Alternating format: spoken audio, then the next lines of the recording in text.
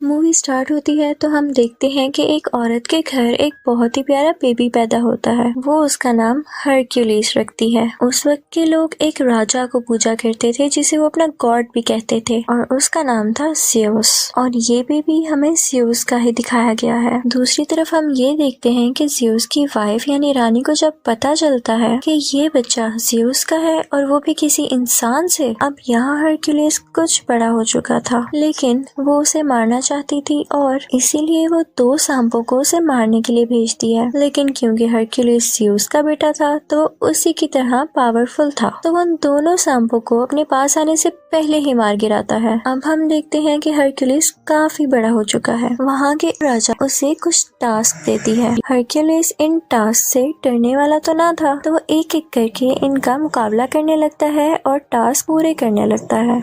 सबसे पहले तो एक अजीब सी क्रिएचर से लड़ता है और जीत जाता है। उसके बाद भी कई जानवरों से लड़ता है और उन्हें हरा देता है। लेकिन एक दिन उसके सामने एक बहुत ही स्ट्रॉन्ग शेर आ जाता है। उस पर कोई तीर भी असर नहीं कर रहा था, लेकिन हरक्यूलिस ने अपनी ताकत से उसे भी मार डाला। फिर हमें एक जगह दिखाई जाती है जहाँ पर कुछ लोगों ने एक लड़की को बुरी तरह से बांधा हुआ था। वो इनफैक्ट हरक्यूलिस का भांजा था कि तभी हरक्यूलिस वहाँ पर आ जाता है और उन सब लोगों को मारकर अपने भांजे को बचा लेता है। फिर हम देखते हैं कि हरक्यूलिस एक जगह पर बैठा होता है तो दूसरे मुल्क के राजा की बेटी आती है और कहती है कि हमें तुम्हारी जरूरत है। वो कहती है कि हमारे खास लोगों ने ही हमारे साथ चीट किया है और हर तरफ लड़ाइयाँ हो रही हैं जिसकी वजह से लोग मारे जा रहे हैं। वहाँ हरक्यूलिस के साथ एक आदमी बैठा होता है तो वो कहता है कि बीवी हमारे पास वक्त नहीं, हाँ अगर तुम ज्यादा पैसे ऑफर करो तो हम जरूर आ सकते हैं। तो वो शहजादी उनसे कहती है कि जंग में लड़ना तो फख्र की बात होती है। तो हरक्यूलिस उसे कहता है कि हमें हथियार बनाने के लिए पैसे भी तो चाहिए। तो वो शहजादी कहती है कि मेरे बाबा यानी राजा बहुत अमीर हैं, तो वो तुम्हें बहुत सारा सोना दे सकते हैं। तो हरक्यूलिस मान जाता है और उसके साथ उसके मुल्क आ जाता है। वहाँ पर एक बहुत बड़ा स्टैचू लगा होता है जो कि ज़्यूस की वाइफ का था। तो शहजादी हरक्यूलिस को बताती है कि ये 5 साल में बना। यहाँ पर कोई भी नहीं यकीन कर रहा था कि ये वाकई ज़्यूस का बेटा है, लेकिन उस शहजादी के बेटे के लिए हरक्यूलिस तो कोई हीरो जैसा था। राजा उसे बताता है कि मेरे खास बंदे ने हमसे बगावत यानी चीट किया है और उसके बाद से पूरे मुल्क में लड़ाइयाँ चल रही हैं, इसलिए हमें तुम्हारी मदद की जरूरत है ताकि हम सब कुछ दोबारा ठीक कर सकें। वो उसे ये भी बताता है कि वो एक नॉर्मल इंसान नहीं है बल्कि वो एक जादूगर है और उसे गॉड के अलावा कोई नहीं मार सकता। वो उसे ये भी बताता है कि उसकी सोल्जर की टीम में एक ऐसी क्रिएचर है जो आधा घोड़ा और आधा इंसान है। अब हरक्यूलिस की टीम में जो लड़की आई थी वो पूछती है कि ये क्रिएचर्स कहाँ पर होते हैं। तो राजा का एक आदमी बताता है कि हमने इन्हें ना तो देखा और ना तो ये जानते हैं कि ये कहाँ रहते हैं, हमने तो बस इनके बारे में सुना है। अब हम देखते हैं कि हरक्यूलिस और उसके कुछ साथी यहाँ के किसानों को फाइट सिखा रहे होते हैं क्योंकि इनके पास कोई भी आर्मी फोर्स नहीं थी। हरक्यूलिस उनसे कहता है कि तुम सब एक दीवार की शक्ल में खड़े हो जाओ और जैसे ही वो इस तरह खड़े होते हैं तो हरक्यूलिस का एक आदमी उनकी तरफ भागता हुआ जाता है और वो उनकी बनाई गई शील्ड यानी दीवार को तोड़ता हुआ अंदर भाग जाता है। हरक्यूलिस उन सब से कहता है कि इतनी कमजोर दीवार, अगर इसी तरह रहा तो तुम लोग हार जाओगे। अब यहाँ हरक्यूलिस इन सब फार्मर्स को ट्रेन कर रहा होता है कि हमें पता चलता है कि कुछ लोग इनके मुल्क पर अटैक करने आ रहे हैं। जब ये बात हरक्यूलिस को पता चलती है तो वो जंग करने से मना करता है क्योंकि वो कहता है कि जंग के बाद हमारे पास कुछ भी नहीं रहेगा। लेकिन वहाँ का राजा कहता है कि हम जितनी जल्दी इन लोगों को खत्म करेंगे उतनी जल्दी ही हमारे मुल्क में सुकून हो जाएगा। अब रात में हम देखते हैं कि शहजादी का वही बेटा जो हरक्यूलिस को अपना हीरो मानता था वो उससे मिलने के लिए आता है। वो उससे कहता है कि मुझे आप बहुत अच्छे लगते हैं और मैं भी बड़ा होकर आपकी तरह ही बनूंगा। यहाँ हम देखते हैं कि हरक्यूलिस किसी जानवर के दांत का लॉकेट अपने गले से उतार कर उस बच्चे के गले में डाल देता है। वो उसे बताता है कि ये मैं अपने बेटे को देना चाहता था लेकिन अब तुम्हें दे रहा हूँ। अब सब लोग उस तरफ जा रहे थे जहाँ पर इन लोगों ने दुश्मन राजा का मुकाबला करना था।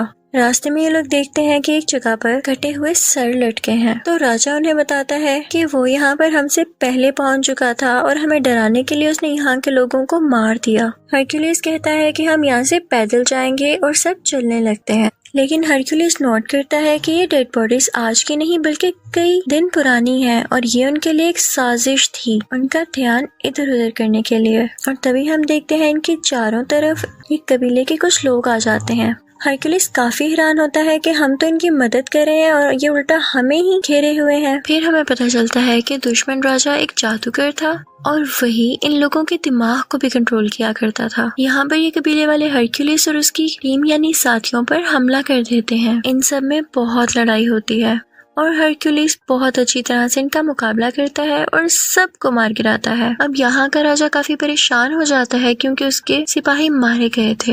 हरक्यूलिस उसे कहता है कि मैंने तो आपसे पहले ही कहा था कि अभी ये सब ठीक नहीं है, मुझे अभी भी उनको कुछ सिखाना था। तो राजा उसकी बात मान लेता है, लेकिन हम देखते हैं कि हरक्यूलिस अब बहुत परेशान रहने लगा था और रातों को भी जागता था। वो ख्वाब देखता है कि उसकी फैमिली मर चुकी है और उसे अपने ख्वाब में 3 मुंह वाला क्रिएचर भी दिखाया जाता है। हरक्यूलिस के आदमियों में से एक आदमी उससे कहता है कि यहाँ आने से पहले मैंने ऐसी क्रिएचर से बात की जो कि गॉड की बात सुनकर इंसानों तक पहुँचाती हैं और फ्यूचर के बारे में भी बताती हैं, और उन्होंने तुम्हारे बारे में ये कहा कि तुम्हें अपना इनकम्प्लीट काम पूरा करना होगा। लेकिन हरक्यूलिस बहुत परेशान था तो इस बात पर इतना ध्यान नहीं देता। हरक्यूलिस की एक बीवी और 3 बच्चे थे और उसके बच्चों को मार दिया गया था, जिसका कसूरवार भी उसे ठहराया गया और इसी वजह से उसे अपने मुल्क से भी निकाल दिया गया था। खैर, ये सब लोग दुश्मन राजा की तरफ पहुंच जाते हैं। देखने से तो ये लग रहा था कि जिन फार्मर्स को हरक्यूलिस ने थोड़ी बहुत लड़ाई सिखाई थी वो ठीक से लड़ नहीं सकेंगे और हार जाएंगे, लेकिन लकीली वो ये जंग जीत जाते हैं। फिर हम देखते हैं कि वो दुश्मन राजा हरक्यूलिस की तरफ बढ़ता है ताकि उसे मार सके। तो हरक्यूलिस फौरन से उसका घोड़ा गिराकर उसे कैद कर लेता है। कैद करने के बाद वो उसे राजा के पास ले जाता है। वो दुश्मन राजा कहता है कि तुमने मुझे बिला वजह कैद किया है, मैंने तुम्हारे मुल्क का कुछ नहीं बिगाड़ा। तो हरक्यूलिस कहता है कि अगर तुमने नहीं किया तो फिर किसने किया है। तो दुश्मन राजा उनसे कहता है कि तुम जरा खुद सोचो, जिस राजा के लिए तुम लड़ रहे हो अगर वो इतना ही अच्छा और ताकतवर है तो उसकी फौज उसके साथ क्यों नहीं है और उसे तुम्हारी क्यों जरूरत पड़ रही है। तुम जिसके लिए लड़ रहे हो वो इंसान ठीक नहीं है। रात को एक इवेंट होता है जिसमें राजा के सर पर ताज रखा जाता है क्योंकि उसने हर जगह कब्जा जो कर लिया था। वहीं पर उसका दुश्मन राजा भी बंधा हुआ था। सब उस पर हंस रहे थे, लेकिन राजा की बेटी यानी शहजादी जब ये सब कुछ देखती है तो उसे बिल्कुल अच्छा नहीं लगता। उसे उस दुश्मन राजा पर बहुत तरस आता है। हरक्यूलिस ये सब कुछ देख रहा था तो वो शहजादी के पास जाकर पूछता है कि ऐसा क्यों है, तुम्हारी आंखों में उसके लिए रहम क्यों आया? जो सच है तो मुझे बता सकती हो। वो बताती है कि जिस मुल्क का ये राजा है वहाँ का राजा मेरा शौहर था, लेकिन मेरे बाप ने उसे जहर दे दिया और खुद राजा बन गए, और ये राजा जिसे तुम लोग कैद करके लाए हो ये मेरे शौहर का खास आदमी था और इसीलिए वो मेरे बाप के खिलाफ हुआ और जंग शुरू होने लगी। वो कहती है कि इस सब में उस दुश्मन राजा का कोई कसूर नहीं, बल्कि वो तो हमारा दुश्मन है भी नहीं। इस सब के पीछे मेरे बाप का हाथ है, लेकिन मैं अपने बाप के सामने इसलिए कुछ नहीं बोल सकी क्योंकि मेरा एक छोटा सा बेटा है जो कि अभी उनके कंट्रोल में है। और वो उससे कहती है कि मेरे बेटे को यहाँ से ले जाओ और उसे अपनी तरह की ट्रेनिंग दो। यहाँ राजा का खास आदमी आता है और हरक्यूलिस से कहता है कि आपको राजा ने याद किया है। अब हरक्यूलिस राजा के पास जाता है तो राजा उससे कहता है कि मैं बहुत खुश हूँ कि तुमने आम इंसानों और किसानों को अपनी जंग के तरीके सिखाकर उन्हें जितवा दिया, और देखो आज मैं राजा हूँ। अब आगे से वो लोग दूसरे लोगों को लड़ाई के तरीके सिखाएंगे और आहिस्ता आहिस्ता मैं पूरी दुनिया पर कब्जा कर लूंगा, और ये सब तुम्हारी वजह से हुआ है, तो क्या तुम मेरे खास आदमी बनोगे? हरक्यूलिस सुनकर मना कर देता है तो राजा कहता है कि ठीक है, जैसे तुम्हारी मर्जी। ठीक है, मैं तुम्हें सोना देता हूँ और उसके बाद तुम यहाँ से चले जाना, और मैं राजा बन चुका हूँ तो मुझे तुम जैसे लोगों की अब क्या जरूरत है। अब हरक्यूलिस और उसके साथी वहाँ से अपना सोना लेकर चल पड़ते हैं कि तभी वो देखता है कि उसके आसपास गांव के लोग खड़े हैं। वो लोग काफी उदास दिख रहे थे। दरअसल वो नहीं चाहते थे कि हरक्यूलिस जाए क्योंकि हरक्यूलिस ने उन्हें रहने के तरीके जो सिखाए थे। हरक्यूलिस जैसे ये देखता है वो अपने सोने की थैली फेंकता है और कहता है कि मैं यहीं रहूंगा क्योंकि यहाँ के लोगों को मेरी जरूरत है। हरक्यूलिस का एक साथी कहता है कि आप क्या कर रहे हैं, हमें अपना सोना मिल चुका है और हमें यहाँ से निकलना चाहिए। लेकिन हरक्यूलिस के बाकी साथी भी अपना सोना फेंक देते हैं और हरक्यूलिस के साथ ही रुक जाते हैं, सिवाय उसी एक साथी के। वो अपना सोना लेकर वहाँ से चला जाता है। अब हरक्यूलिस के साथी सीधा राजा के कमरे में आते हैं, लेकिन राजा के आदमी इन सबको घेर लेते हैं। यहाँ शहजादी और उसका बेटा भी होते हैं। अब राजा का खास आदमी उसे बताता है कि आपकी बेटी हरक्यूलिस को कह रही थी कि मेरे बेटे को अपने साथ ले जाओ। ये सुनते ही राजा अपनी बेटी से उसके बेटे को छीन लेता है। यहाँ पर राजा का एक आदमी हरक्यूलिस पर अटैक करता है जिससे वो बेहोश हो जाता है और जब उसे होश आता है तो वो देखता है कि वो बड़ी बड़ी जंजीरों से बंधा हुआ है। और तभी वहाँ पर उस मुल्क का राजा आ जाता है जहाँ पर हरक्यूलिस बड़ा हुआ था। हरक्यूलिस ने हमेशा उसका साथ दिया और उसके लिए कई जंगें लड़ी, लेकिन यहाँ पर इसने भी चीट किया और उसी बुरे राजा के साथ एग्रीमेंट कर लिया कि हम मिलकर दुनिया पर कब्जा करेंगे। वो अपने साथ 3 भेड़िए भी लाया था और उनकी आवाज बिल्कुल वैसी थी जैसी हरक्यूलिस को ख्वाब में आया करती थी। वो सोचता है कि जब मेरी बीवी और बच्चों की डेथ हुई तब भी सेम ऐसी आवाजें मुझे आती थी, तो इसका मतलब इसके पीछे भी इन्हीं का हाथ था। हरक्यूलिस उनसे पूछता है कि आखिर तुम्हारा ऐसा करने के पीछे वजह क्या थी। तो उस मुल्क का राजा जहाँ हरक्यूलिस बड़ा हुआ था वो हरक्यूलिस से कहता है कि मुल्क के राजा हम थे, लेकिन तुम्हारे कारनामों और बहादुरी की वजह से सब लोग तुम्हारा नाम क्यों लेते थे। हमारे पास इसके अलावा और कोई ऑप्शन ही नहीं थी और हम तुम्हें भी नहीं मार सकते थे, और हमने इल्जाम भी तुम पर इसीलिए लगाया ताकि उस मुल्क के लोग तुमसे नफरत करने लग जाए और सिर्फ हमारा नाम लें। ये सुनकर हरक्यूलिस को बहुत गुस्सा आता है, लेकिन जंजीरों से बंधा होने की वजह से वो नहीं हिल पाता।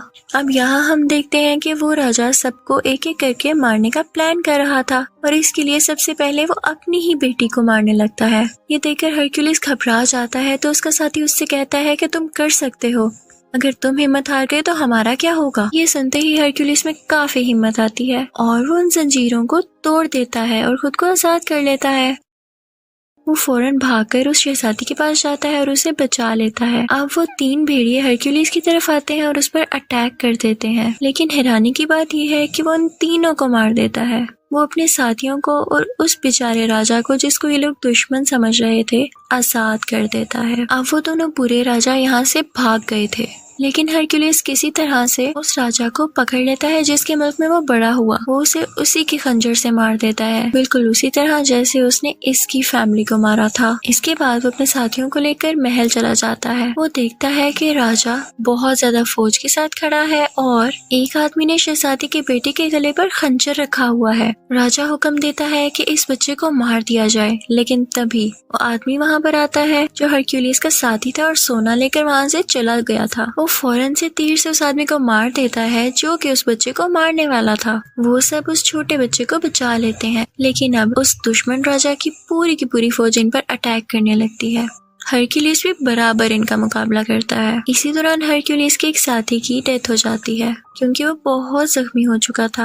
अब उस राजा की बाकी फौज भी इनकी तरफ बढ़ रही थी, लेकिन हम देखते हैं कि हरक्यूलिस के आदमियों ने बिल्कुल वैसी ही दीवार यानी शील्ड बनाई हुई थी जिसको तोड़ना नामुमकिन था। हरक्यूलिस वहाँ पर देखता है कि ज़्यूस की वाइफ की वहाँ पर बहुत बड़ी स्टैचू है। जैसे ही उस राजा के सोल्जर्स ऊपर आ रहे होते हैं तो हरक्यूलिस उस स्टैचू को नीचे की तरफ गिरा देता है। वहाँ से सब सोल्जर्स वापस आना शुरू कर देते हैं। जब राजा ये सब देखता है तो अपने सोल्जर्स पर गुस्सा होता है कि जाओ हरक्यूलिस को मारो, लेकिन तभी स्टैचू उस पर आकर गिरता है और वो राजा मारा जाता है और राजा के सब सोल्जर्स और बाकी सब लोग भी हरक्यूलिस की ये बहादुरी देखकर उसके सामने झुक जाते हैं। लोग अभी भी नहीं जानते थे कि ये वाकई ज़्यूस का बेटा है भी या नहीं, लेकिन ये जरूरी नहीं था क्योंकि वो इतना ज्यादा बहादुर और ताकतवर था कि इस चीज ने उसे आम लोगों से ऊपर कर दिया था। वो लोगों का ख्याल भी रखा करता था, इसीलिए सब लोग हरक्यूलिस की तारीफ करने लगे थे और यहीं पर कहानी की